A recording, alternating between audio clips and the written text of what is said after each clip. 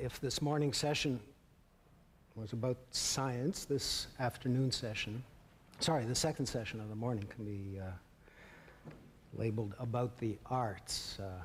And in the arts, in performance, in show business, there are many sinners and very few saints. And as I was thinking about it last night, I noticed that quite a few of those saintly figures seem to be ballerinas. And I was wondering about that. And I thought, well, maybe it has something to do with the fact that we see beauty created at the price of brutal punishment for the body and what we know to be very rigid, difficult personal regimes. So we have two such bleeding angels with us today. There's Evelyn Hart, there's Veronica Tennant. Why don't you both come up here?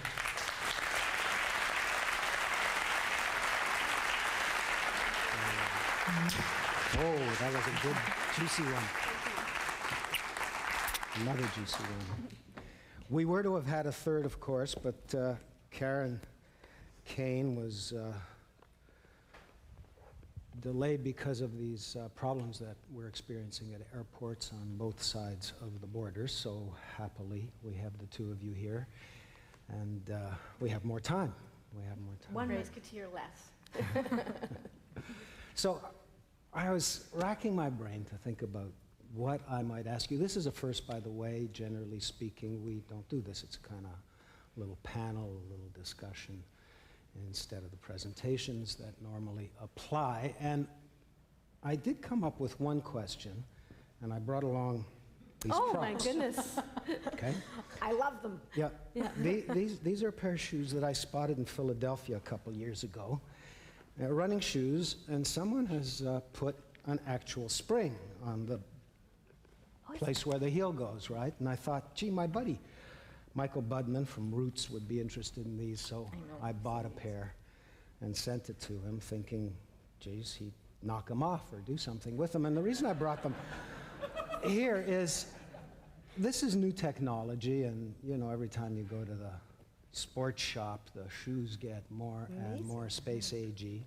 And I'm wondering, why is it that when it comes to ballet, we're still using those same old point things from how many hundreds of years ago? But you know what? You can get running shoes that you can dance on point. Is that right? Yeah, yeah. There's a whole kind of point dance. Well, so where is the Nike for the ballet There is world? a new point shoe called Gainer Minden, and it's completely done with plastic and fiberglass, and it's completely padded. And had I been had those when I was younger, I wouldn't have feet like these. Right. So with big bunions. We're not exaggerating. I mean, that's this one's worse. And Veronica, you've had hip issues, have you not? I actually I was such a bad gamble at the beginning of my career. I spent age 17 flat on my back in bed with a disc injury, plaster cast, 9 weeks. And the bets on me were, I was really poor odds to become a dancer at all. Midway through my career, I had pioneer knee surgery that had me away from the stage for 14 months, but it actually had me in a bent cast for 4 months. I didn't walk for 4 months, and I had to learn to walk again before I could learn to dance again. So when you say you're talking to the walking wounded, here I am. So do you learn to love the pain? What is it that keeps you No. I don't think you ever learn to love the pain, because along with the pain comes this limitation. And I think ultimately, being a dancer, one of the greatest joys of my life has been doing the daily routine of exercise and somehow being in touch physically, emotionally, and spiritually. And when you're injured, it's like being literally a wounded bird. And I find that it affects you emotionally, psychologically, and you're just a different person. I mean, I'm right at the moment, I'm struggling with an ankle injury, and I'm having injections and all sorts of sort of new age therapy being done, and as it's starting to release and I'm starting to actually move again to my full potential, it's like my whole soul opens up and I'm happy again. And I don't think you ever learn to love the pain. I think you learn to be disciplined over the pain, and I think that ultimately it's the end goal, the result. So you do develop a pain threshold that is quite incredible, obviously, with bleeding toes and soft corns and blisters and injuries. But I think it's the fact that the reward at the time that you're dancing it is always equal. It's when the injuries and the pain become too much that then it's time to think about moving on. And I think about coordinating entire companies, you know. Everybody can't be healthy all the time at the same time, so somebody in the company is nursing some kind of a problem, and still you're dancing, and still the audience knows nothing. I think if we're talking ideas today, though, you've sort of done some real keystone, touchstone words that encompass such larger whole passages and journeys. And just you mentioned the word courage, and I think it takes enormous courage to commit your life to the dance. Pain is very much a part of it, but then there are heights of joy that probably aren't comparable in any other world. And something that I wanted to talk about too was how there's a real paradox. I'm going to speak personally, but for me, committing my life for the first part of my life career in ballet, you commit to a collective. You work collectively. For you to emerge as an individual is actually a struggle, because the whole concept of classical dance and classical training is to aspire to a very already created aesthetic. And for you to emerge with a sense of self beyond that aesthetic is an extremely difficult accomplishment. And so for me personally, the paradox of ballet was that I didn't discover that I was an idea person until I left it. And then when I left the ballet and moved into the world of film, it was the very skills of discipline, collaboration, of working for a common goal, trust, mutual trust. I had no idea what I was going to do. I went to school, I followed things that interested me, but I had no blinding vision. And yet, when we read about the dancers, we read about somebody who went to see ballet early on, 4, 5, 6, you see it, you fall in love with it. Is that what happened? With me, it was like a thunderbolt. And it was actually, I saw Veronica in Romeo and Juliet when she was 18 on CBC television. Thanks to CBC, I'm who I am today. And thanks to Veronica. I mean, up until that point, I'd been interested in music. We came from a musical family, and piano and theater. I'd been to Stratford. And all of a sudden, when I saw Veronica on stage, on television, it was like this ding. It brought costumes, it brought drama, it brought music, it brought movement, it brought expression. And I had no idea about dancing, and literally from one day to the next, I knew that's what I wanted to do. And it still boggles my mind, because I still don't really feel like a dancer. Sometimes I catch myself in the mirror and I kind of take a double take, because it's been something that's come from so deep within without any, how to say, thought, really. I really, now the only way I can articulate it has been this direct call from the big guy upstairs. And it's just, I've never looked back. And the other day I was talking to a dancer in the company, and she said, I'm turning 28, and I don't know what I'm going to do in a couple of years. I said, well, you're going to continue dancing, aren't you? She says, no. She says, I've always had so many other things I wanted to do. And it boggled my mind, because I thought, I have never, ever thought that. And that's one of the great difficulties coming to the point of the end of the dancing career, is because I've been so blessed during my entire career to not look backwards once. This is only what I want. It's been consuming passion for the entire time, and what a gift that has been. It's also a bit of a difficulty, as I say now, but Evelyn, it's a thunderbolt. Bang. You knew there was a ticking clock. I mean, it's a profession. It's like swimmers or gymnasts, right? They peak early, and it's not a job that you're going to run into the 70s, 80s, or 90s, or at least that's how we know about it. Well, but Evelyn's gone from peak to peak. Yes. Well, and see, the big problem is that I've always been, what do you call it, a rebel. And I think that's been my strength as a dancer, has been the fact that, much like scientists, you you're dealing with the possibilities. You're going into a studio, but it's, instead of working on the sort of cellular level, you're working on the spiritual level, I believe, and that you're using your body, which is an extremely fine-tuned instrument, and you're having to combine this whole mechanical aspect with the emotional and the spiritual. And it's this incredible spiritual strength, I think, that you have to develop through your whole career, and you come to that point. And it's the fact that I need to communicate, and this is my way, and it comes through my fibers, and it's just, I refuse to give in. Veronica, you're used to star status, you're used to working at an extremely high level. So when that kind of thing comes to an end or it peters out, there's a natural fear that you're never going to achieve the same level of power, influence, success in any other new field that you might try. Now, looking at your little biography, that didn't appear to stop you. You were into all kinds of things. I know because in our trade, you just somehow jumped in and became a producer and then a director and a filmmaker. Thanks to Bravo Fact. Yeah, Bravo Fact. Really Bravo helped me Fact, cut my teeth as a director. Yeah. And of course, you're a mom and a wife, and you're hugely active on various kinds of institutional cultural boards and so on. So when are you going into stem cell research? My daughter's in it. She just got her PhD at Stanford in molecular biology, and she would have been fascinated by this morning. Well, you know, I'll pick on something you just said, because you just talked about power, influence, and success, and I never aspired to any of those, and I don't now. Those are not my goals. Those are not things that make my clock tick.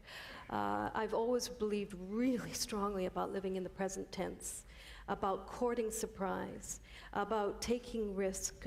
And I felt when I left the world of ballet, and it was, I have to say, it was 16 years ago. And maybe my younger sister was a ballerina, but I think of myself very proudly as a filmmaker.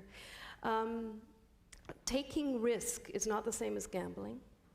And I leapt, and sometimes I fell splat, but I really believed in the moment, and also not necessarily having the end goal in sight. It's all about process and not result. It's about journey, not destination.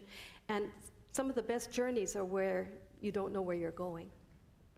And I think the idea of surprise, so something I touched on earlier with you, that the world of classical ballet in some ways is a very stringent, controlling atmosphere. You have to make your body submit. You have to make your mind submit.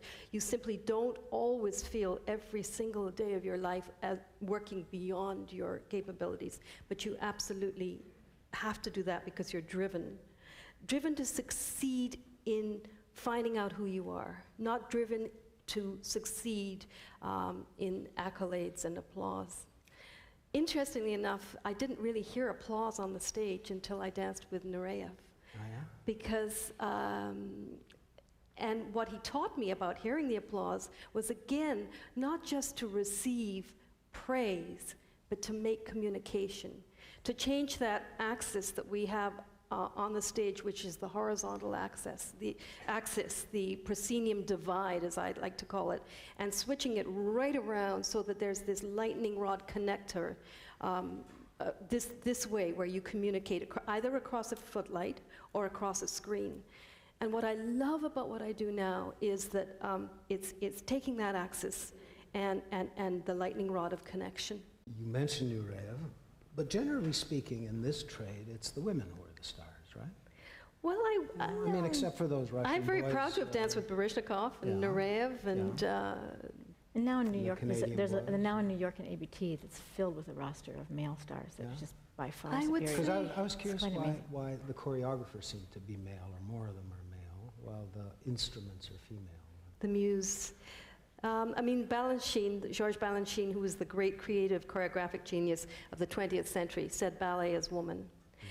However, I think the 20th century in dance proved the opposite, because the superstars of the 20th century were Nureyev, Eric Brun first, Nureyev, Baryshnikov, and as you say, that roster of... One of the interesting things, though, too, is even though ballerinas are out in the front, there's a lot of schools where the males are still, it's quite chauvinistic in a sense, the males are the ones that tell the dancers what to do.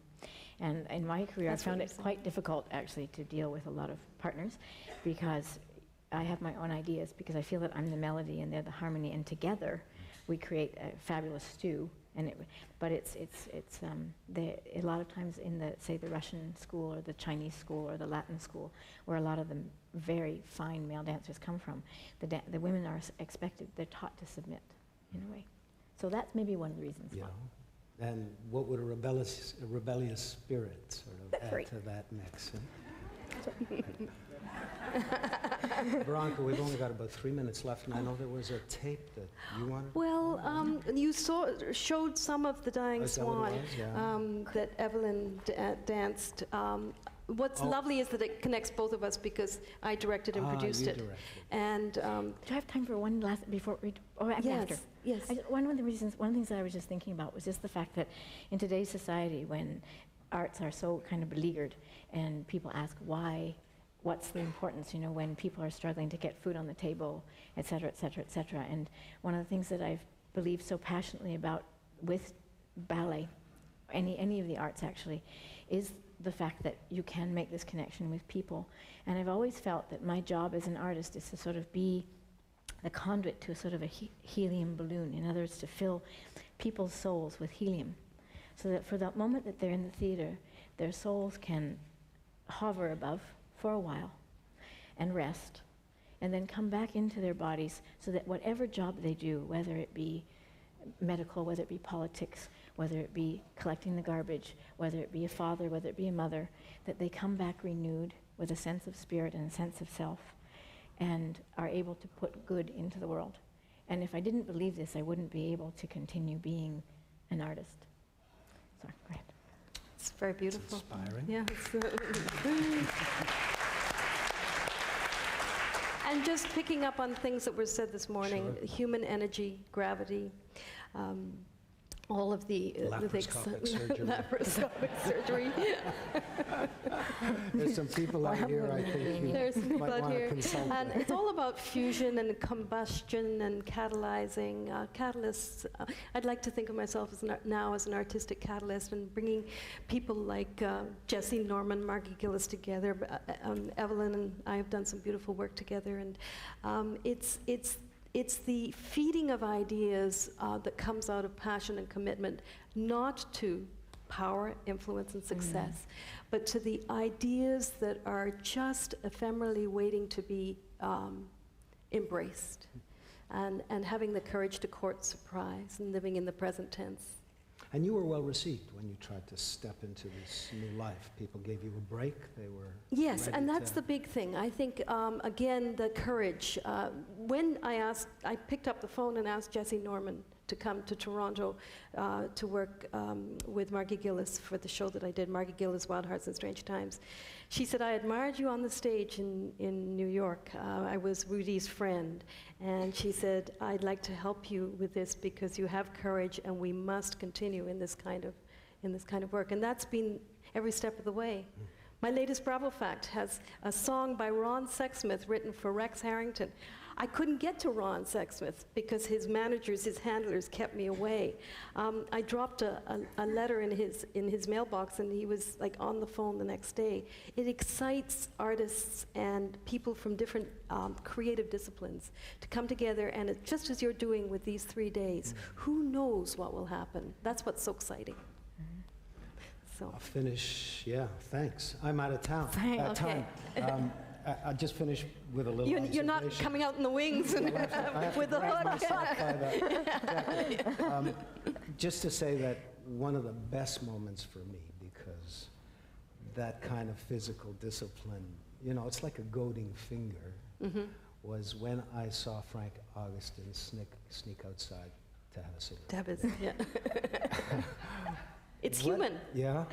What is it that you guys live on? This is the last question, has to be the last answer. You're so disciplined, there seems to be so little food intake involved.